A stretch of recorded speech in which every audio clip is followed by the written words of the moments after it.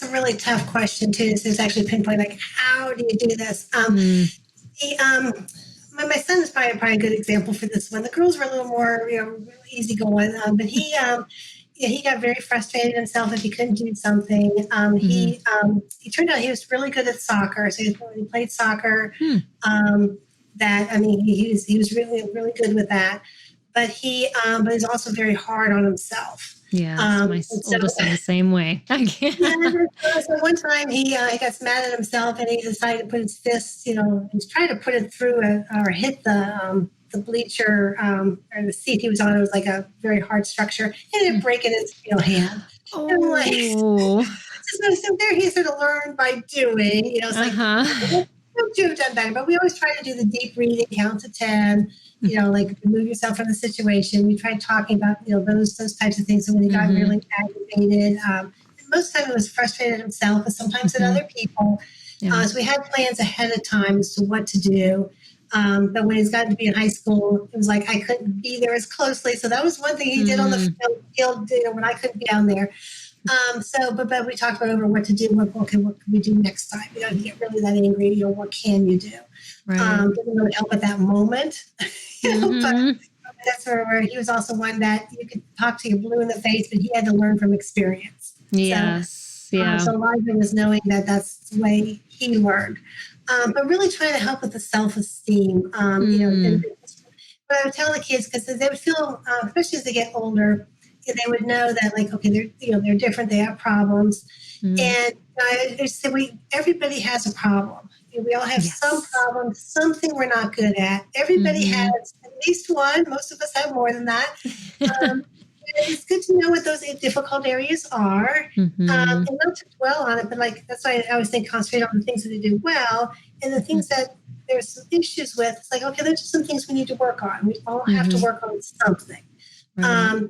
And I think that really helped them, because my son was into sports, my daughter into dance, and horse. Between all those activities, they knew they had to work at those things. So we tried to use some of the same concepts, like, okay, let's just apply that just to coping with your illness and what's going on.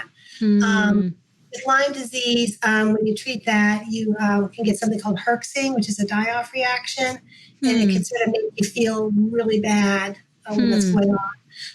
So we have to sort of take it slowly. And of course, at the time you're thinking, like, they want to go to dance, they want to go to soccer, but if they're having issues, like, it's just hard to know. So that it's real important for them to realize, okay, this isn't you. You are not the disease. Okay, trying to differentiate who they are, and apart from their disease or disability or whatever. So I was pretty frank with them. I explained to them what their diagnoses were. Some parents like to keep that from the kids. Mine were probably a little older, so I felt it was important to talk to them about it, but not in a way that they're victims or that they're handicapped. It wasn't like that at all. We all have something. These are just some of their areas, and so they might have to. They have auditory processing. They might have to listen a little harder or ask someone to repeat something. Because if you had a broken leg, you would have a crutch. Okay, so that's, you would use it because you needed it.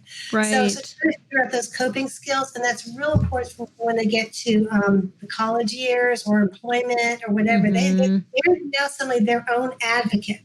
The younger grades are IEPs, and then parents, and if you're in public school, teachers or help with that. But when they get older, they have to be their own advocate, and that was a good way to too. Like in college, like if my son needed extra time, he had to ask for the extra time. Right? Yeah. They don't listen to you.